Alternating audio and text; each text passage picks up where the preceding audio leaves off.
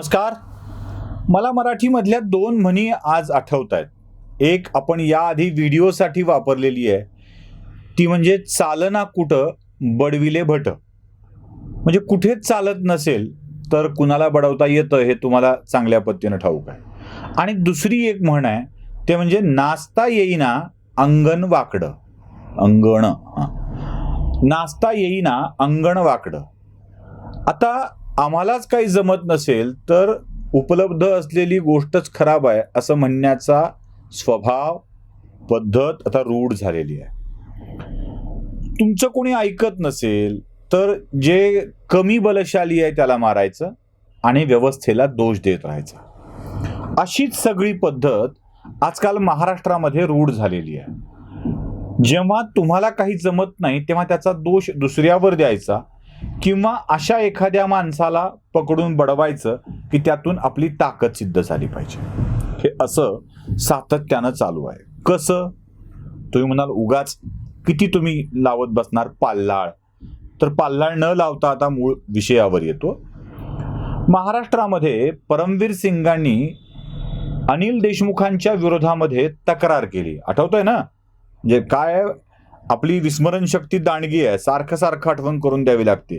एका पाठोपाठ एक प्रकरण येतात आणि मागचं प्रकरण विसरून जातं. म्हणून परमवीर सिंगांनी अनिल देशमुखांनी वाजेंच्या मार्फत वसुलीचं उद्दिष्ट दिलं होतं अशी तक्रार न्यायालयाकडे केलेली होती. या तक्रारीवरून आपल्याकडे चौकशी सुरू झाली.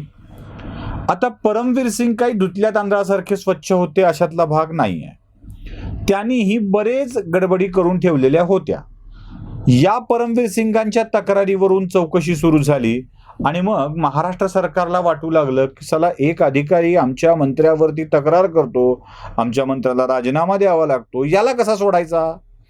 मग बदली केलेल्या परमवीर सिंगांवरती वेगवेगळ्या स्वरूपाचे गुन्हे दाखल करण्याचं काम सुरू झालं. आता बघा, तुम्हाला मी सांगतो, परमवीर सिंगांनी ज्या विषयामध्ये अनिल देशमुखांवरती आरोप केलेले आहेत त्या विषयात परमवीर सिंगवरती गुन्हे दाखल नाहीत. परमवीर सिंगवरती वेगळ्याच विषयात गुन्हे दाखल आहेत. कुठे नाशिकवरून, कुठे कुणी खंडणी मागितली म्हणून, कुठे कुणी काही केलं म्हणून, असे वेगवेगळे गुन्हे दाखल आहेत. जसं अर्णव गोस्वामीचं झालंय. म्हणजे अर्णव गोस्वामींनी ज्या स्वरूपात आपली सगळी म्हणणं मांडलं, विषय मांडले, तो विषय गेला कुणीकडेच. अर्णववरती त्या नाईक प्रकरणामध्ये गुन्हा दाखल झाला, वाजेच्या करवी अटक करण्यात आली. हा एक विषय आपल्याला माहीत आहे. तसं प्रत्येक प्रकरणात झालंय. कुठल्या ना कुठलं प्रकरण उचकवून त्याला त्यात गुंतवण्यात आलंय.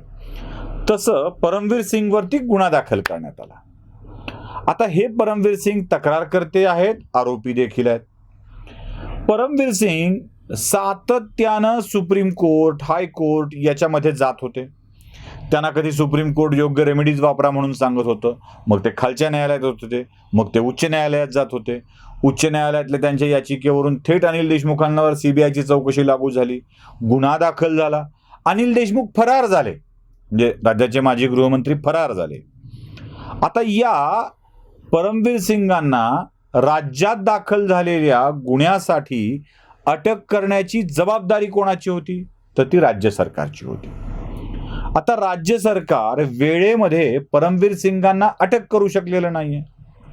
मधल्या काळात परमवीर सिंगांना संधी मिळाली, परमवीर सिंग गायब झाले.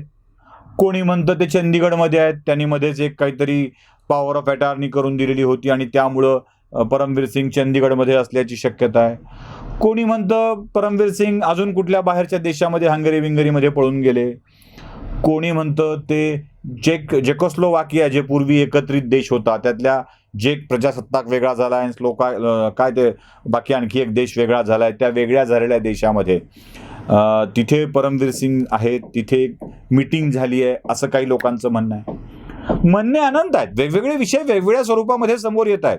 कुणी चंदीगडमध्ये, कुणी हंगेरीत, तर कुणी जेकोस्लोवाकियामध्ये तिथे असल्याचं सांगताय. परमवीर सिंग असेल तिथे असोत, पण ते भारतातून पळून गेलेत अशी एक शक्यता वर्तवली जाते आहे. आता ही मी एकट्याने वर्तवली आहे असं नाही आहे. हे म्हणणं अगदी संजय राऊतांचं, नाना पटोलेंचं सुद्धा आहे. संजय राऊतांनी मध्ये प्रेस कॉन्फरन्स घेतली म्हणजे मध्ये घेतली म्हणजे काय, रोजच घेतात ते आपलं नाही का ते प्रातर्विधी, माध्यमांची प्रातर्विधी. माध्यमच सकाळी सकाळी राऊतांच्या दारात जातात आणि राऊतांकडून काहीतरी बोलून घेतात, त्याची मोठी बातमी होते.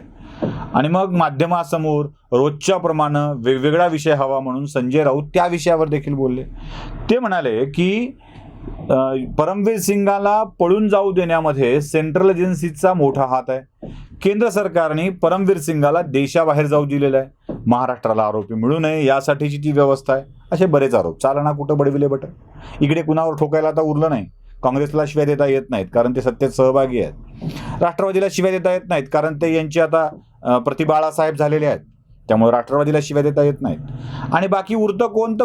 भाजपचं सरकार. मग द्या ठोकून.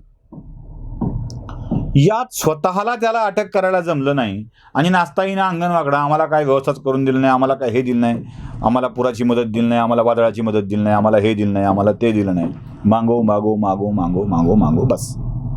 सगळं मागून चालू आहे. म्हणजे मागून चालू आहे. तुम्हाला वेगळंच वाटेल अजून काहीतरी. तसं नाही आहे ते. या विधानानंतर तरी म्हणजे मला वाटलं होतं की किमान संजय राऊत हे राजकीय पक्षाचे प्रवक्ते आहेत, ते सरकारमध्ये नाही आहे, सरकार पक्षाचे आहेत म्हणून ते तसं बोलले असतील. पण इथे चक्क सरकारच्या प्रमुखांनीच भाषण केलंय. बरं कुठे? मुंबई उच्च न्यायालयाच्या औरंगाबाद खंडपीठाच्या इमारतीचं भूमिपूजन सुरू असताना जिथे देशाचे सरन्यायाधीश, मुंबई उच्च न्यायालयाचे मुख्य न्यायाधीश, देशाचे कायदा मंत्री ज्या व्यासपीठावर उपस्थित होते त्या व्यासपीठावर सरकारच्या प्रमुखांनी म्हणजे राज्याच्या मुख्यमंत्र्यांनी जे वक्तव्य केलंय ते फारच गंभीर आहे. गंभीर यासाठी की मुख्यमंत्र्यांनी असं बोलावं का असा प्रश्न असतो. तुम्ही ऐका. आणि हेही गोष्ट खरी आहे ज्याचा उल्लेख आपण केला की 58 सालापासून एक अॅक्युज ॲब्स्कॉन्डिंग आहे. चंद्रचूड साहेब आमच्याकडे तक्रारदारच गायब आहे, तरी पण केस चालू आहे. तक्रारदार गायब, आरोप करून पळून गेला. कुठे गेला कोणाला माहित नाही, पण आरोप केलेत ना मग खणून काढ. खणलं जात आहे, चौकशा सुरू आहेत, धाडसत्र सुरू आहे. पण ही जी काय पद्धत आहे हिला कुठेतरी एक चौकट आणण्याचीच गरज आहे. हे ऐकल्यावर आपल्या मनात प्रश्न पडतो की चंद्रचूड साहेबांना माननीय मुख्यमंत्री सांगत होते की आमच्याकडचा तर आरोपी फिर्यादी तक्रारदारच फरार आहे. आता जर परमवीर तक्रार देऊन फरार झाले असतील तर ते तक्रारदार म्हणून फरार आहेत की आरोपी म्हणून फरार आहेत? म्हणजे हा प्रश्न पहिल्यांदा आपल्या सगळ्यांना पडला पाहिजे. बरं, परमवीर सिंग महाराष्ट्राचे आरोपी होते तर महाराष्ट्रानं लुकआउट नोटीस का काढली नाही? जशी पुण्यातल्या पोलिसांनी एक लुकआउट नोटीस काढली होती, आठवतंय? एका महत्वाच्या व्यक्तीविरोधात पुण्यातल्या पोलिसांनी एक लुकआउट नोटीस काढली होती. पुण्याच्या आयुक्तांनी, अमिताभ गुप्ता, आपणही तो विषय मांडलेला आहे. आता जशी अमिताभ गुप्तांनी लुकआउट नोटीस काढली राणेंच्या फॅमिली विरोधात, म्हणजे आठवण म्हणून सांगतो, बाकी काय नाही, विसरतो आपण पटकन. तर अशी लुकआउट नोटीस परमवीर सिंगच्या विरोधात का नाही काढली? केंद्र सरकारला राज्य सरकारने ह्या आमचा आरोपी आहे आणि तो पळून जाऊ शकतो, तुम्ही त्याला कोणत्याही विमानतळावरून जाऊ देऊ नये असं का नाही कळवलं? बरं, केंद्र सरकारने स्वतःहून अडवायचं ठरवलं तर केंद्र सरकार कोणत्या अधिकारामध्ये एका व्यक्तीला अडवणार आहे? विदेशात जाणे येणे हा भाग प्रत्येकाच्या अधिकाराचा आहे. विमानतळावर नाही अडवता येत कारण विमानानं प्रवास करणे हा आपला अधिकार आहे. मग केंद्र सरकार किंवा केंद्र सरकारच्या एजन्सी परमवीर सिंगांना कोणत्या न्यायाने, कोणत्या कायद्याने अडवणार होत्या हे स्पष्ट केलंय का? अजिबात नाही. तुम्ही अडवलं नाही म्हणून आमचा पळून गेला. अरे तुम्ही अडवायला सांगितलंच नाही ना. तुम्ही सांगितलं असतं अडवायला तर कदाचित केंद्र सरकारने अडवलं असतं किंवा तुमची काही नोटीस गेली असती आणि एअरपोर्ट अथॉरिटीला तिथल्या सुरक्षा कर्मचाऱ्यांना कळालं असतं की या पासपोर्ट नंबरचा व्यक्ती भारताबाहेर जाता कामा नये, तर त्यांनी त्याला अडवून ठेवलं असतं. म्हणजे सांगायचं राज्य सरकारनी नाही आणि अडवल्याची बोंब मात्र मारत राहायची, आरोपी मात्र केंद्र सरकारला करायचं, असा हा सगळा प्रकार आहे. नाचता येईना अंगण वाकडं, चालना कुठं बडविले भट, असाच तो एकूण सगळा प्रकार राज्य सरकारच्या विषयामध्ये दिसतो आहे. बरं, तक्रारदार पळून गेल्याची तक्रार कुठे करावी याला काही धरबंद? थेट ज्या व्यासपीठावर न्यायाधीश आहेत त्याच व्यासपीठावर मी काहीतरी तुम्हाला देतो असं म्हणून तुम्ही मला काहीतरी द्या असं मागणं, हा संवैधानिक प्रोटोकॉलनुसारचा प्रकार तुम्हाला वाटतो का? तुम्ही ठरवायचं. म्हणजे मला मत यात व्यक्त करायचं नाही आहे. मला जे व्यक्त करायचं होतं ते मी या प्रसंगी व्यक्त केलेलं आहे. तुम्हाला आवडलं असेल तर तुम्ही फॉरवर्ड करणार आहात, शेअर करणार आहात, सबस्क्राईब करणार आहात आणि बेल आयकॉन दाबणार आहात. धन्यवाद.